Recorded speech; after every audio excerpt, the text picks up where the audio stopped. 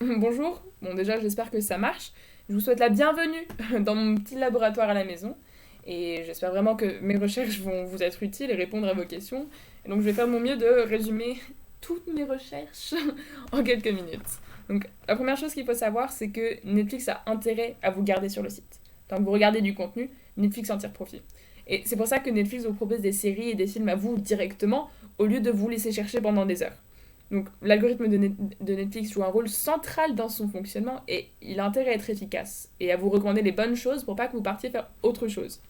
Après, le gros risque de cet algorithme, c'est ce que Eli Pariser appelle la bulle de filtre.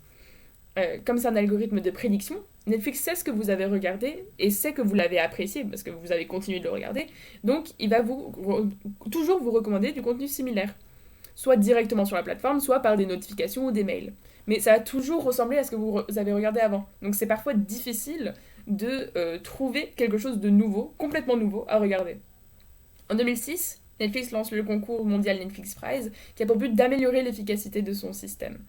Et donc à l'époque, le système c'était Cineflix, et le modèle qui a été retenu, Belcore, a amélioré de 10% la recommandation de Netflix.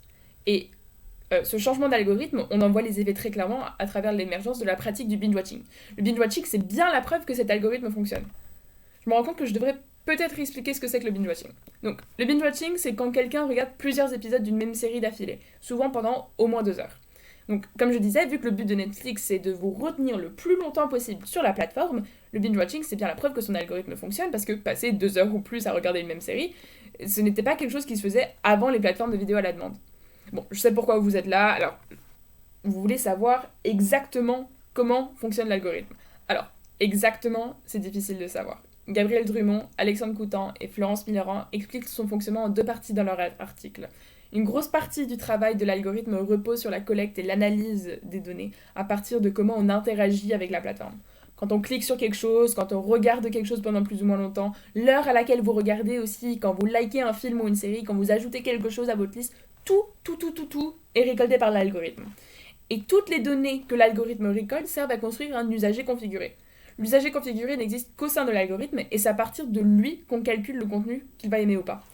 L'usager configuré n'est pas parfait, et c'est pas exactement le même que l'usager réel que vous. Plus la personne interagit avec la plateforme, plus l'usager configuré peut se rapprocher de la réalité. Du coup, ça, professeur Moby, comment ça se traduit dans les observations? Donc, on classe les utilisateurs selon 2000 catégories en fonction des critères que j'ai donnés précédemment, mais aussi en fonction de ce qui est dans le contenu qu'on visionne. Donc, que ce soit le genre, les acteurs, la musique ou la langue parlée. À partir de tout ça, l'algorithme propose du contenu qui est toujours plus pertinent pour son usager. Et on le voit dans enfin, moi je l'ai retrouvé dans mes observations. Par exemple, avec ce profil, j'ai surtout regardé des séries dramatiques, politiques et dans des langues autres qu'anglaises.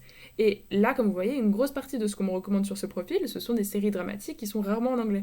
Ça c'est en français, ça c'est en coréen, et il me semble qu'on m'a déjà proposé quelque chose en hébreu. Alors que quand je regarde pour moi dans mon temps libre, eh ben, je regarde quasiment que des films et des séries en anglais. Et donc je vois rarement passer des recommandations qui sont dans d'autres langues. Donc ça c'est l'exemple sans rien liker, sans rien ajouter à sa liste. Et donc si on ajoute ces différents facteurs, on voit qu'au fur et à mesure de l'expérience, les recommandations qui nous sont faites s'ajustent.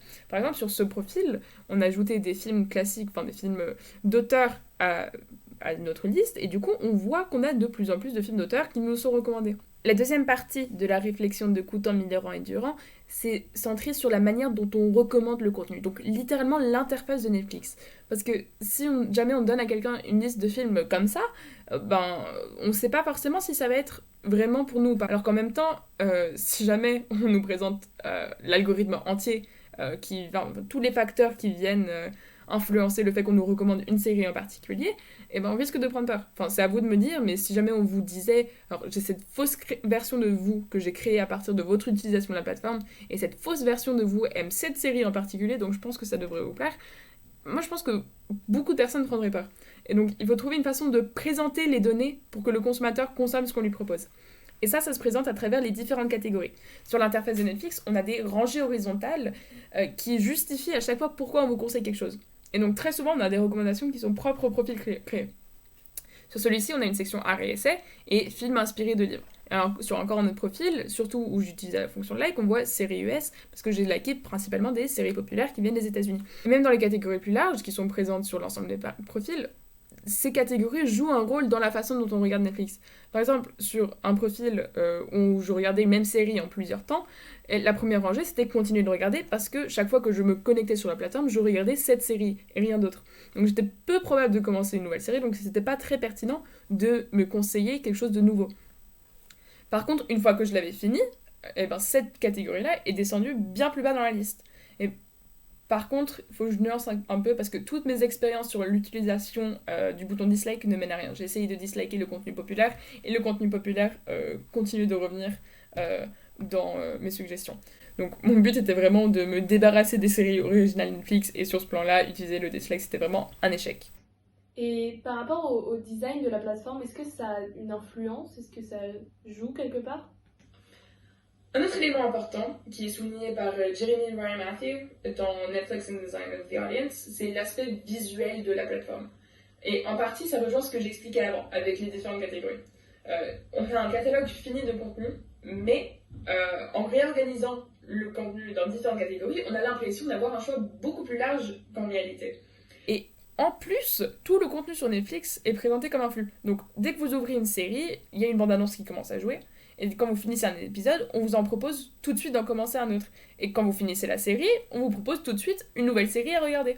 Et c'est toujours en mouvement, il y a toujours autre chose à regarder, donc vous restez toujours sur la plateforme. Donc, j'espère que tout cela répond à vos questions. C'était très clair, Si merci. jamais il vous manque quelque chose, si jamais vous avez besoin d'informations complémentaires, n'hésitez pas. Moi, je suis toujours là. Merci Et beaucoup. puis, Au revoir.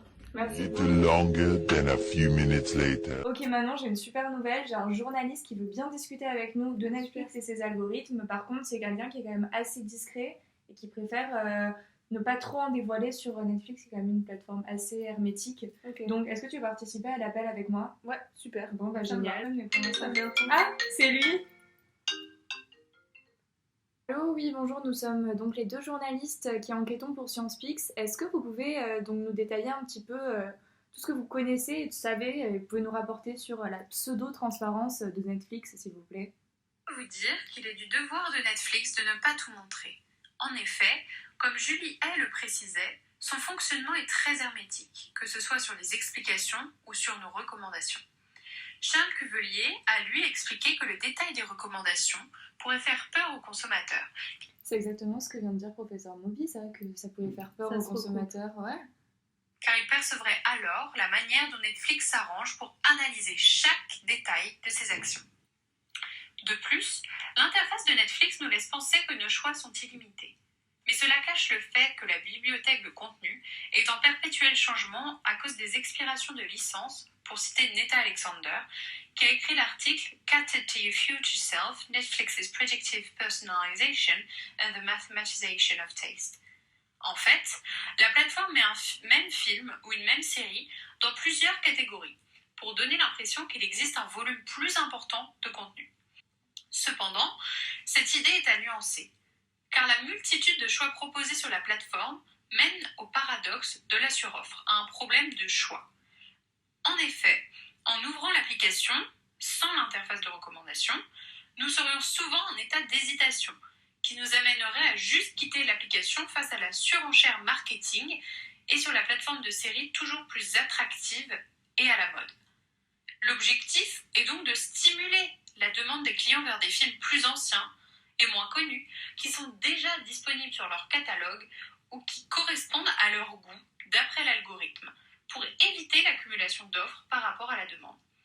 C'est ce qu'on appelle la théorie de la longue traîne que nous a présenté Charles Cuvelier lors de l'entretien que nous avons mené avec lui.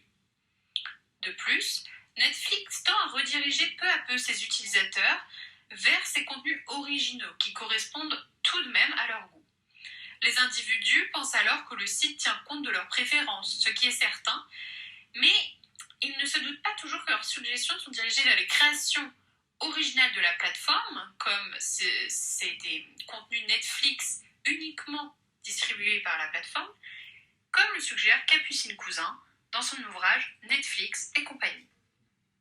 D'accord, merci beaucoup pour toutes ces informations. Vous nous avez vraiment éclairé sur le sujet. Nous avons été ravis de pouvoir en apprendre un peu plus avec vous. Au revoir. Maintenant qu'on en a appris un petit peu plus sur le côté technique de Netflix et de ses algorithmes, je dois retrouver Nora. Du coup, je vais te laisser pour aller enquêter sur le terrain avec des personnes et des profils différents qui utilisent Netflix tous les jours dans leur quotidien. Ok, pas de soucis, je vais continuer les recherches de mon côté. Ça marche, merci.